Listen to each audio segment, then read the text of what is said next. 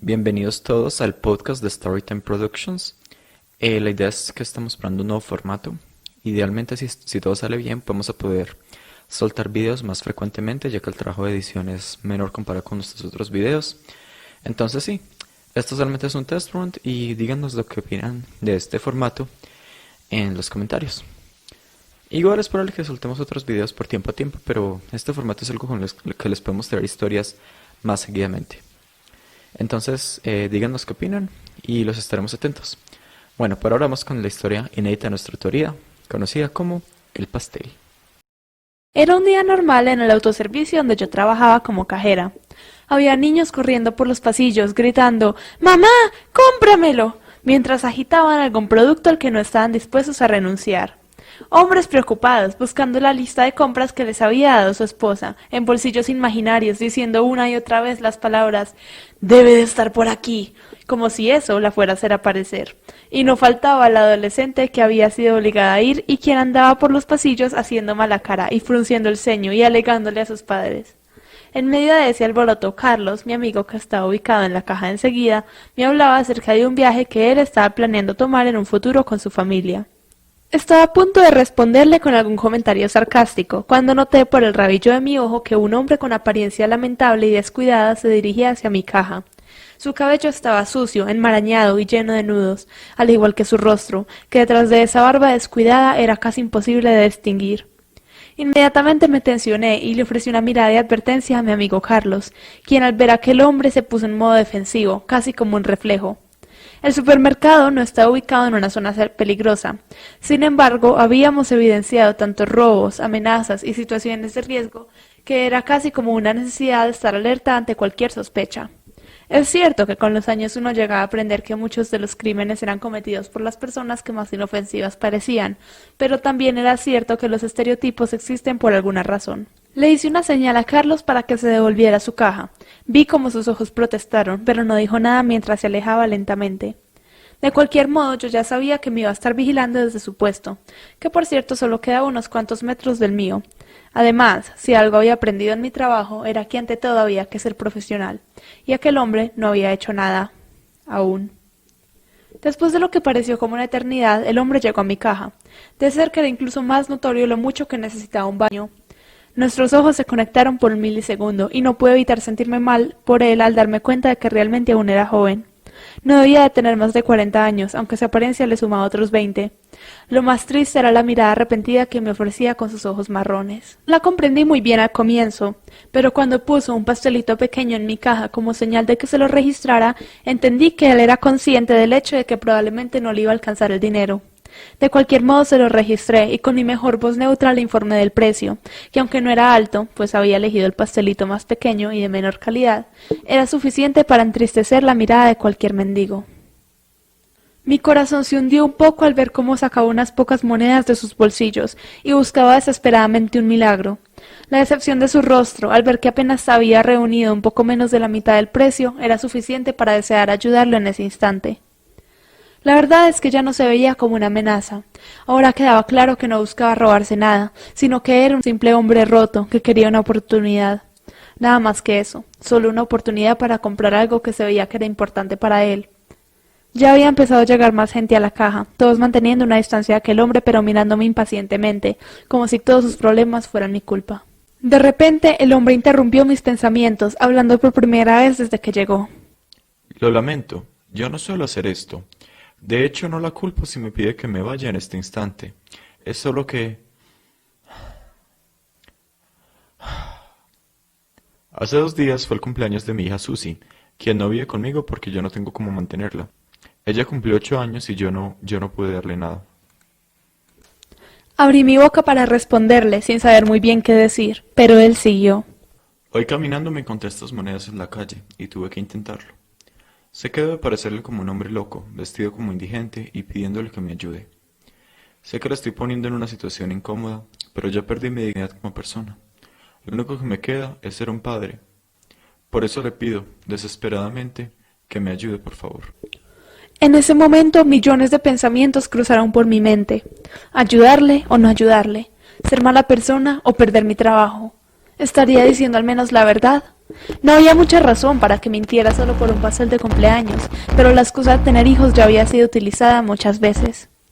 Sin saber muy bien cómo tratar con la situación, decidí tomar el riesgo y escribir en un papel la cantidad de dinero que le faltaba para completar el valor del pastel, y discretamente mirar en mi propio bolsillo si yo disponía de ese valor, pero tristemente me di cuenta que aún me faltaba, y si accedía a que él fuera pagándome solo con las monedas que tenía y agregando mi parte, aún estaría mi caja en sueldo rojo para cuando al final del día necesitara hacer el arqueo para entregar el dinero a mi jefe.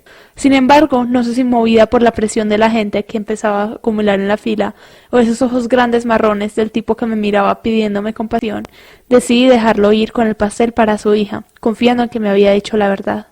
No hay necesidad de describir su sonrisa y su mirada de gratitud cuando no solo le entregué el pastel, sino que le sumé a este unas velitas con el número 8 y una tarjeta de cumpleaños. Unos minutos después, cuando por fin terminé de atender a todos los clientes que estaban represados en mi caja, tuve finalmente tiempo para ir donde mi amigo Carlos y contarle lo sucedido. Lejos de apoyar mi decisión, me regañó y me dijo que si era consciente de que por $30 que costaba lo que ese tipo se había llevado, yo estaba a punto de perder mi trabajo, del cual dependía el pago de mis estudios, y también mi madre, que estaba enferma en casa. No puedo negar que eso no me ayudó para nada a calmar mi temor, y por el contrario solo logró aumentar mi ansiedad. Sin embargo, recuerdo que de niña mi padre siempre me enseñó a tener compasión por aquellos que lo necesitan, y a no juzgar a nadie negativamente sin un motivo o basada solo en estereotipos. Y aunque él ya no estaba vivo para contarle lo que hice, estaba segura de que desde el cielo estaría muy orgulloso de que su única hija aplicara lo que con tanto amor le había enseñado, pues siempre me decía, tal vez no tenga dinero ni nada que dejarte, pero los buenos valores que aprendas en casa son los que te ayudarán a salir adelante en la vida. Mis pensamientos fueron interrumpidos nuevamente por la necesidad apremiante de regresar a mi puesto de trabajo, donde más clientes me esperaban para hacer sus pagos. Aún sin saber bien qué hacer, miraba el reloj con nerviosismo al confirmar que solo en 1 hora terminaría mi jornada y debía entregar el dinero a mi jefe, y aún no tenía ni idea de qué hacer. Carlos, tratando de hacerme reír para cambiar mi cara de tensión, me dijo: Aún estoy esperando tu opinión acerca de mi plan de viaje a Grecia con mi familia este verano. Y luego, para acabarla de arreglar, agregó: Como tienes un gran corazón, tal vez quieras regalar unos tiquetes. Y guiñando el ojo y con risa sarcástica volvió a su puesto de trabajo. Ya eran las 6:50 de la tarde y me encontraba solo a 10 minutos de ver entrar por la puerta a mi jefe, listo para hacer el arqueo de caja y recibirnos el producido del día. Normalmente siempre empezaba conmigo y eso me ponía aún más nerviosa. El reloj siguió corriendo sin piedad. Llegaron las 7 de la noche y el señor Valencia no llegó a su acostumbrada puntualidad, por lo que siendo ya las 7:10 de la noche decidimos cerrar el autoservicio y llamar a su caja debido a que no fue posible contactarlo por su teléfono móvil. Oh, gran sorpresa tuvimos al enterarnos por su esposa Lana que lamentablemente había sufrido un infarto y se encontraba hospitalizado. Ella nos dio la orden de dejar el producido en la caja fuerte de su pequeña oficina y cerrar la tienda, pues solo hasta definida la situación de su esposo, ella vendría a hacerse cargo de nosotros y el dinero recaudado en los siguientes días, ya que obviamente el señor Antonio era su prioridad en este momento. Es difícil describir lo que sentí. Por un lado, una innegable sensación de alivio me embargaba al saber que por lo menos por ese día no sería descubierto el faltante en mis recaudos. Pero al mismo tiempo me dio mucha pena saber que Toño, como nos pedía que lo llamáramos de cariño, estaba entre la vida y la muerte. Más que nuestro jefe era nuestro amigo, ya que Carlos y yo llevamos trabajando para él casi 4 años, y es mucho lo que uno comparte en todo ese tiempo. Incluso su hija mayor era mi compañera de estudios y se puede decir que mi mejor amiga. Es por esto precisamente que me daba miedo defraudarlo, pues cuando mi padre murió, él me dio la oportunidad de trabajar en su autoservicio, ya que sabía que como hija única yo era desde ese momento la responsable de mi propia vida y de apoyar a mi madre, que aunque obtuvo una pequeña pensión como viuda, no era suficiente para costear todos los gastos de su tratamiento médico por una penosa y degenerativa enfermedad que la tenía atada a una silla de ruedas desde hace varios años. Varios días pasaron después de aquel momento en el que decidí arriesgar mi trabajo. Lana nos llamaba frecuentemente a preguntar cómo iba todo, pero no le era posible ir personalmente al negocio, pues todo su tiempo lo pasaba en el hospital al lado de su esposo. Finalmente, cuando había transcurrido una semana, Toño fue dado en alta, sin menores complicaciones, solo con la recomendación de una dieta baja en sodio y grasas y mucho reposo. Cuando finalmente tuvo la fuerza para pensar en negocios, nos anunció su regreso, pero afortunadamente para ese entonces, 2 semanas después de su infarto, yo había logrado ganar en propinas lo suficiente para compensar los $30 que tomé prestados para ayudarle a ese hombre, cuyos ojos marrones aún no había logrado sacar de mi pensamiento. La verdad es que ansiaba saber cómo le estaría yendo, qué reacción había tenido su hija con la torta, y si tal vez se encontraba un poco mejor a nivel personal y social. Al pasar un mes de aquel día me convencí a mí misma de que no lo volvería a ver nunca más, y estaba conforme con eso. Las ansias de saber cómo le estaría yendo lentamente las iba reemplazando por la satisfacción de que había hecho todo lo que yo podía. Admito que inconscientemente aún buscaba sus ojos marrones en todos los clientes que pasaban, pero era más por hábito que por cualquier cosa. Carlos, quien me conocía desde hace tiempo y me podía leer bastante bien, le encantaba hacer bromas acerca de aquel hombre, pero yo no le hacía caso, pues sabía a la perfección que solo me molestaba para cubrir el hecho de que él no sería capaz de sacrificarse de ese modo. Además, me estaba empezando a ir muy bien en mi trabajo, pues las propinas eran abundantes y Toño me felicitaba a menudo por mi eficiencia. E incluso me dijo un día que cuando llegara el momento de su retiro, yo sería la encargada de administrar su negocio. Entre todo lo bueno me parecía escuchar las palabras de mi padre, cuando él, sentado frente a la ventana pelando papas para el almuerzo, me decía: Al que da de lo poco que tiene, le será recompensado con abundancia y bendiciones su generosidad. Honestamente pensé que la vida ya me había recompensado, aunque yo no necesitaba recompensas para saber que había hecho lo correcto. Sin embargo, una tarde, casi 6 meses después, en la que estaba trabajando sola, pues Carlos estaba de paseo por Grecia con su familia, y mientras le enseñaba a mi último cliente dónde quedaban las zanahorias y otros ingredientes para un pastel, para disponerme luego a terminar con mi trabajo del día, me sorprendí gratamente cuando de repente vi de reojo una cara familiar pasando por la puerta. Inmediatamente volteé y fui recibida por aquellos ojos marrones inolvidables. El señor, del que nunca había conocido su nombre, se veía casi irreconocible. Claramente se había afeitado, cortado el cabello y vestía ropas limpias, pero eso no era lo que más me había impactado, sino la ternura y la alegría de una niñita de unos 9 años, quien tenía una sonrisa casi tan amplia como la de él, y tomaba su mano con una gran seguridad.